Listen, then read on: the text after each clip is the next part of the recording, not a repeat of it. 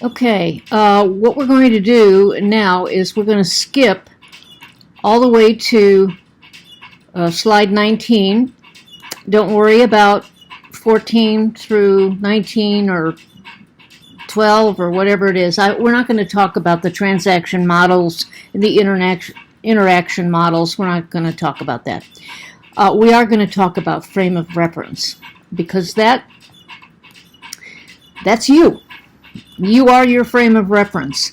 Every message that is heard is filtered through the listener's frames of reference.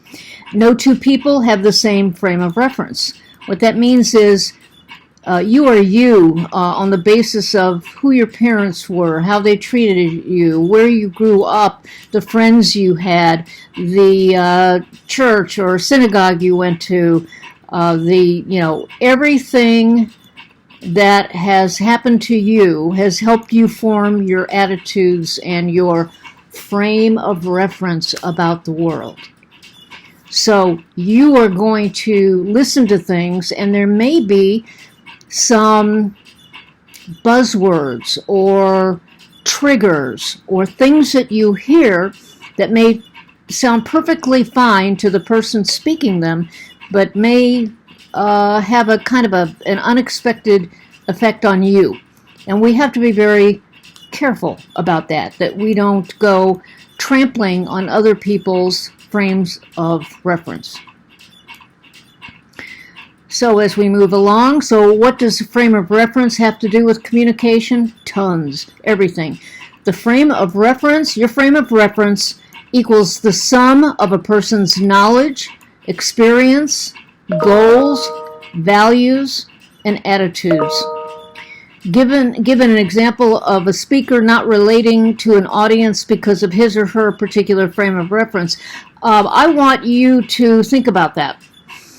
I want you to think long and hard. What would it be like for you to get up, videotape yourself, as we're going to do in this class, and let's say you're giving a persuasive speech and you use your frame of reference, but you offend somebody else's frame of reference. How effective is your persuasion going to be? Just think about that. We could talk about whether you believe in abortion, or you're pro-life, or let's say you believe in capital punishment and the rest of the class doesn't, or these are controversial topics that I will not let you give a speech about, simply because you cannot change a person's attitude about such a consequential topic in 5 minutes. You just can't. If nobody over 20 years has changed their mind yet, it's not likely that somebody is going to come along and do it in 5 minutes. So why would I give you an assignment to go out and shoot yourself in the foot? I wouldn't. So I don't allow those.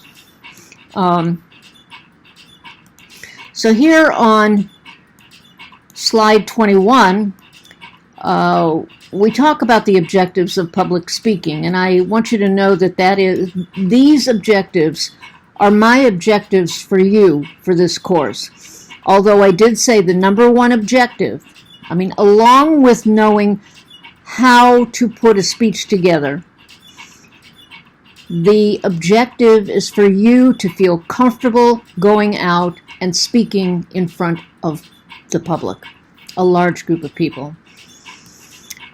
So these are the objectives of public speaking. They are many of them. There are more, but to inform, to explain, to educate, to persuade or convince, to lead people to action, to inspire, to entertain.